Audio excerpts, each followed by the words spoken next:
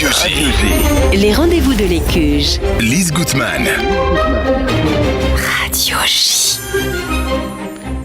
Jean-François Strouf, bonjour. Eh bien, bonjour Lise. Alors, les rendez-vous de l'Écuge, l'émission qui présente les points de vue et les programmes de l'espace culturel et universitaire juif d'Europe. On ne le répète jamais assez. Jean-François, tu es directeur adjoint de l'Écuge et aujourd'hui, nous entrons dans la période des vacances pour beaucoup, mais il y a encore beaucoup d'activités également. Au moins le dimanche 30 juin, de quoi s'agit-il ? Alors, on va commencer par le dimanche 30 juin. Il y a effectivement beaucoup de choses ce jour-là, mais je tiens à dire que toutes les activités qu'on va énoncer tiennent compte du fait qu'il y a une élection importante, les élections législatives en France, et donc les activités sont programmées pour démarrer en laissant largement le temps aux citoyens d'aller voter avant de participer à une activité. C'est une occasion pour moi de dire à nos auditrices et à nos auditeurs, intégrez cela, le vote est important, quelle que soit l'activité à laquelle vous allez participer, faut voter. Il est absolument indispensable, plus que jamais, de participer aux élections, de voter. Ensuite, le reste devient complètement accessoire par rapport à ça. Pour des partis démocratiques, bien entendu. Bien évidemment. Oui, non, c'est bien important pour un parti démocratique. Et comme nous prenons vraiment position, nous le disons avec beaucoup de force, pour un parti qui ne comporte pas d'éléments extrémistes, ni à l'extrême gauche, ni à l'extrême droite. Et je le dis avec beaucoup de tranquillité, parce que nous sommes des fervents partisans de la République et que nous, voter, c'est l'Écuge. Nous, c'est l'Écuge. Nous sommes des fervents partisans de la République et tout ce qui peut porter atteinte et faire reculer la République, le droit, la liberté, l'égalité, la fraternité, la laïcité, eh bien, nous le combattons, ne serait-ce que par notre action culturelle, mais aussi avec nos bulletins de vote. Voilà. Eh bien, le message est passé. Merci, Jean-François. Alors, on va parler du grand rassemblement communautaire de Yom Rashi à Troyes. C'est la 2e édition. J'y étais l'an dernier. C'était super. Et si j'ai bien compris, l'Écuge affrète un car pour Troyes. Oui, alors, le car est beaucoup plus que pour 3, puisqu'il y aura une 50aine de personnes. Excuse cette blague facile. Donc, c'est un car qui part à 3 et qui emmène une 50aine de personnes. Nous nous associons à Yom Rashi, la grande journée du judaïsme français, donc ce dimanche. Nous avons conscience donc du caractère électoral de cette journée. C'est pour ça que notre car ne part qu'à 10h30 de Paris, devant l'Écuge. Donc, il faut évidemment être inscrit à l'avance pour pouvoir monter dans le car. Bien sûr. Et que cet horaire a été choisi pour permettre aux gens de faire leur devoir de citoyen. Donc, écuge.fr pour s'inscrire. Absolument, vous inscrivez et vous êtes avec nous dans le car. On arrive sur place. À 11h30, il y a l'ouverture de Yom Rashi avec un village, exposition éphémère du photographe David Abitbol sur les synagogues du Nouveau Monde, atelier toujours éphémère, puisque de toute façon c'est très transitoire. Oui, c'est pour la journée. Le temps d'une journée, autour du calligraphe Franck Laloux et de l'écriture hébraïque, librairie avec séance de dédicace des auteurs qui seront sur place. Oui. La restauration sera cachère, il y aura une animation pour les enfants toute la journée. À 14h30, une conférence filmée et animée par Steve Swissa, Être juif en France après le 7 octobre, c'est une vaste question et c'est important d'en parler. Très. Avec le grand rabbin de France, Raïm Korsia, le président du consistoire central, notre ami Eli Korsia, et l'essayiste Rachel Kahn et la journaliste Ilana Ferradian, notre collègue de Radio J. Exactement. 16h, la cérémonie officielle en présence de personnalités gouvernementales et régionales. Oui. Et 17h30. Oui, alors ça peut être d'ailleurs un peu compliqué de mener une cérémonie officielle en présence de personnalités parce que c'est quand même un jour d'élection. Il ne faut pas que ces gens soient candidats à quoi que ce soit. Bien sûr. Sinon, c'est difficile de faire avec eux. Voire impossible. Ouais, alors il y aura à 17h30 un grand spectacle de clôture de Yom Rashi, un concert exclusif qui a été créé pour Yom Rashi avec notre ami Liat Cohen, la guitariste franco-israélienne qui avait La honoré virtuose. la virtuose, mais qui avait honoré de manière exceptionnelle le gala de l'Écuge pour ses Mais 60 ans. Et on a encore les notes de musique à l'oreille. Et elle avait également participé à Classique à l'Écuge. Et c'était une pure merveille. Oui, vraiment. Hein.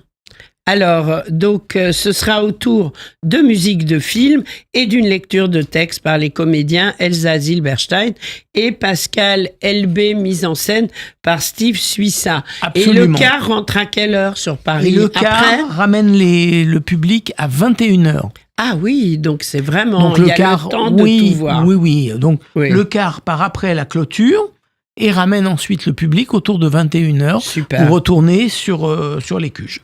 Alors, comme on en a l'habitude à l'Écuge, on alterne activité en français et en hébreu. Et là, c'est au tour de l'hébreu, Jean-François. Oui, alors c'est assez amusant parce que parmi les animatrices de cette journée sur la semaine du livre en hébreu, il y a notamment une certaine Béatrice Trouff. Moi, je suis à Troyes et elle est à l'Écuge. On a remplacé D'accord. nos rôles. Donc, cette année, hommage à 2 écrivains qui nous ont quittés cette année. Meir Shalev, le grand Meir Shalev, Le grand, qu'on avait immense. interviewé à l'Écuge aussi. Et Jonathan Geffen, on l'avait pas interviewé, mais c'est quand même un très, très, très, très grand. Oui, vraiment. Donc, un marché donnant-donnant, où vous pouvez donner et recevoir des livres en hébreu, recommander des livres et parler à des gens qui, comme vous, aiment la littérature. Les enfants auront des heures de contes sur des contes israéliens, créeront autour des livres et réaliseront des marque-pages, une clinique pour les livres, apportez vos livres qui ont besoin d'être soignés, une page arrachée parce qu'elle a été trop lue, des pages qui ont volé en voyage et qui ont du mal à retourner à leur place. À la clinique, des médecins experts parmi les meilleurs du monde viendront spécialement pour prendre soin de vos précieux livres.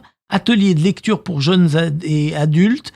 Venez profiter d'une agréable matinée, rencontrer de nouveaux et des anciens amis. N'oubliez pas d'apporter des sacs et un petit déjeuner léger à base de produits halavi, lactés. Voilà. Alors, je voulais dire que cette histoire de réparer les livres, je crois que c'est la première fois C'est la première que je fois. vois ça. C'est une première. Tu Comment as raison. avez-vous eu l'idée? C'est Écoute, extraordinaire. c'est les profs israéliens, Révital qui a beaucoup Oui. intervenu sur la radio. Bien C'est sûr. une très bonne équipe de bénévoles, de gens totalement engagés sur la langue hébraïque. Et si C'est magnifique. Eliezer Ben Yehuda était là, il choisirait l'Écuge le 30 juin pour venir et C'est participer à ça. Donc, on a le choix. Soit on part à Troyes, soit on vient à l'Écuge pour la journée du livre israélien. Et on découvre que l'Écuge accueille aussi ce même dimanche 30 juin notre Haggadah, des récits de femmes avec la participation de Rosa Burstein.